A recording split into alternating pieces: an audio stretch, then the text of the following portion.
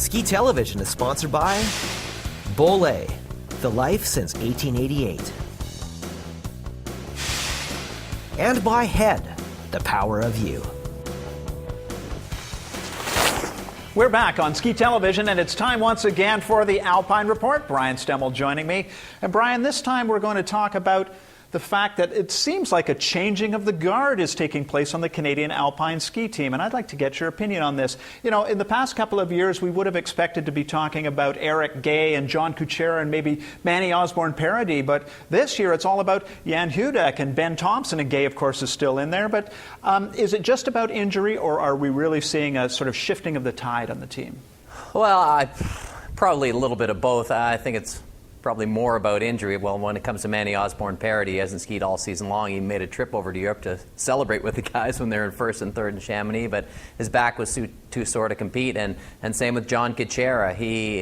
His leg is completely fine from that broken leg he suffered a couple of years ago, but now he's got a back problem, a herniated disc, and he's been getting injections with that. So we have seen the guys who are injured have to sit out the sidelines and watch their buddies win.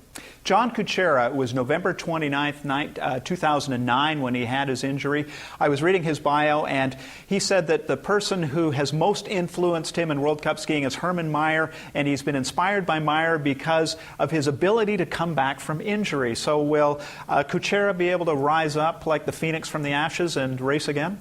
I think he will be, and I know it's tough sitting at home and watching your friends and teammates win, and you're sitting there with your arms crossed on your couch. You can't do anything about it except learn how to heal.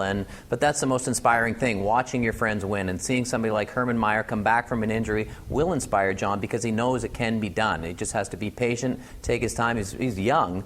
But you'll see John Kuchera back, I think, next season for sure if he figures out the back issues that he has. Did you expect that Eric Gay would have done better this season? I mean, he's been on the podium a couple of times, but World Cup champion a couple of years back.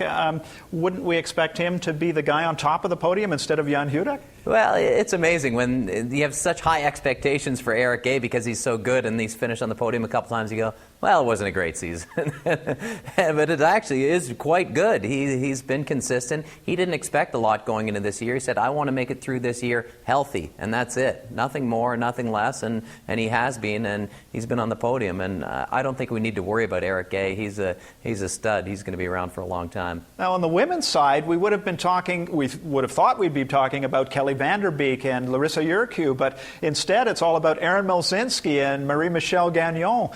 That really seems to be a changing of the guard because it's a focus moving from speed events now to the technical events. Yeah, and we knew at the beginning of this year with the downhillers being out and injured that we weren't going to talk about them a whole lot. And we knew that the slalom team, the technical team on the women's side, had a great base, a great group of girls who love each other, love competing against each other, and didn't quite make that breakthrough. And then all of a sudden, boom, and now they know that they can win. They expect that they can win, and it's nice to see, I think, see the slalom team get a little bit of notoriety rather than the downhillers. Well, generally speaking, I think one of the good things that comes out of all of this is the fact that even though you have some top athletes injured, we're still able to see guys getting on the podium. So maybe the depth in the team is really starting to develop, and that's got to be good for the future. Yeah, absolutely. And when we're picking the races on Sportsnet in the fall, saying we're going through the list, okay, who's going to do well in this women's giant slalom in Ofterschwang? And we're thinking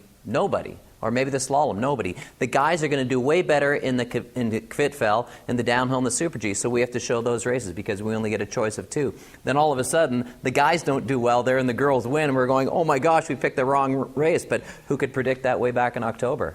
So the Canadian Alpine ski team has got to be looking forward to Sochi now, knowing that the people who are injured will probably be healthy by then and able to get back up to speed. And I got to believe that 2 years out, things are looking okay. Would you agree? Yeah, absolutely. I think there's always great expectation for alpine skiers because of the history that we have, but not just because of the history, because the results that the kids prove now.